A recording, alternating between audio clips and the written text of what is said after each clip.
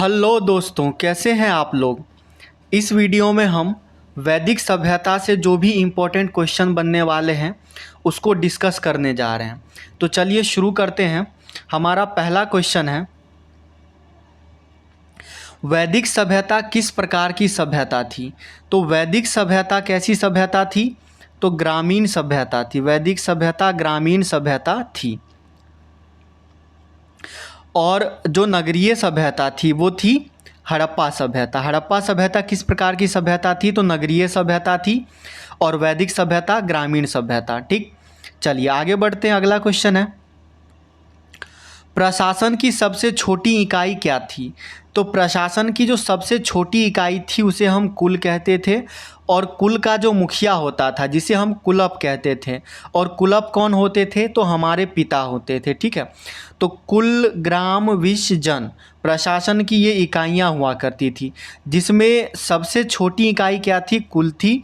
और जो सबसे बड़ी इकाई है प्रशासन की वो थी राष्ट्र।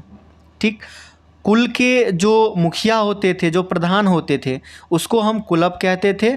और जो राष्ट्र के प्रधान होते थे उसे हम राष्ट्रपति कहते थे। ठीक है, आगे, आर्यों का समाज कैसा था। आर्यों के समाज से हमारा तात्पर्य है वैदिक समाज के बारे में। तो वैदिक समाज कैसी थी? तो वैदिक समाज थी पितृसत्तात्मक। वैदिक समाज कैसी थी? तो पितृसत्तात्मक थी। और जो हड़प्पा सभ्यता थी, हड़प्पा सभ्यता की समाज कैसी थी? तो मातृसत्तात्मक थी। हड़प्पा सभ्यता की समाज मातृसत्तात्मक थी। और आर्य समाज यानी कि वैदिक समाज की जो समाज थी वो कैसी थी? पितृसत्तात्मक समाज थी। ठीक, चलिए आगे बढ़ते हैं।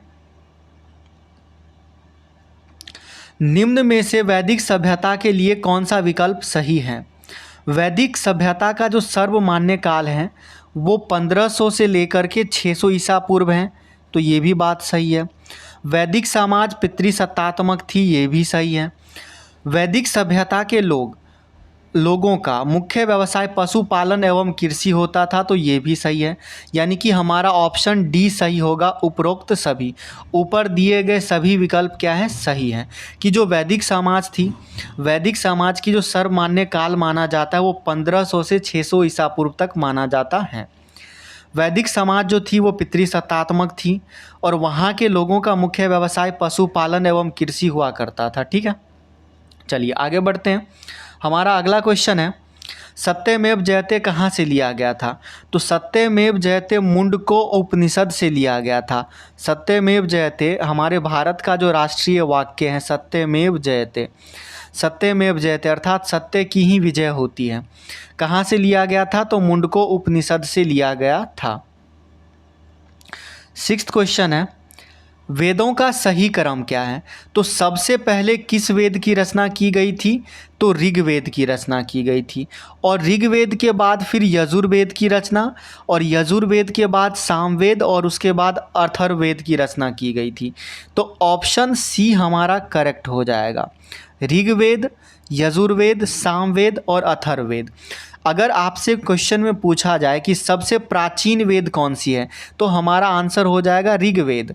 सबसे प्राचीन वेद ऋग्वेद। भारतीय संगीत का जनक सामवेद। और अथर्ववेद सबसे बाद की वेद, यानी कि सबसे जो आधुनिक वेद हैं या सबसे बाद की जो वेद हैं वो कौन सी वेद हैं? तो अथर्ववेद हैं। और सबसे प्राचीन वेद कौन सी हैं? तो ऋग्वेद हैं। अगले क्वेश्चन की ओर बढ़ते हैं। हमारा अगला क्वेश्चन है, ऋग्वेद के किस मंडल में गायत्री मंत्र का उल्लेख है।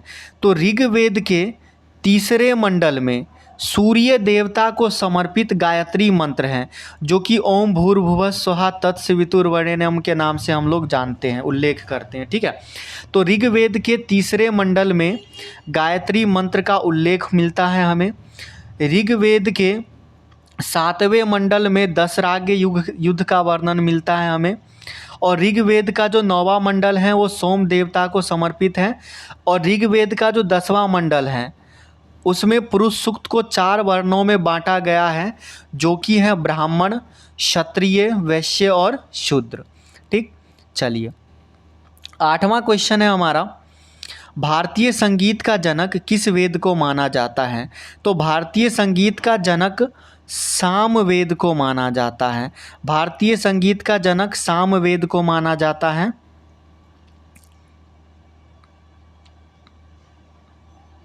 अगला क्वेश्चन है, ऋग्वेद सभ्यता है, जो ऋग्वैदिक सभ्यता है वो कैसी सभ्यता है? तो ऋग्वेद जो सभ्यता है वो लौहयुगीन सभ्यता है।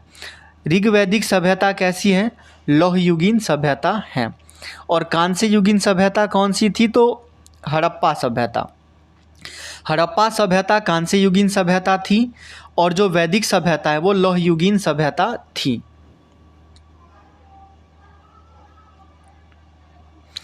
अगला क्वेश्चन है, ऋग्वैदिक काल की भाषा क्या थी? ऋग्वैदिक काल की भाषा क्या थी? तो ऋग्वैदिक काल की भाषा थी संस्कृत। ऋग्वैदिक काल की भाषा क्या थी? तो संस्कृत थी ऋग्वैदिक काल की भाषा। ठीक है, इसी के साथ हमारे क्वेश्चन की सीरीज समाप्त होती है। मिलते हैं अगली प्रैक्टिस सेट्स में, जब तक के लिए जय हिंद दोस्तों।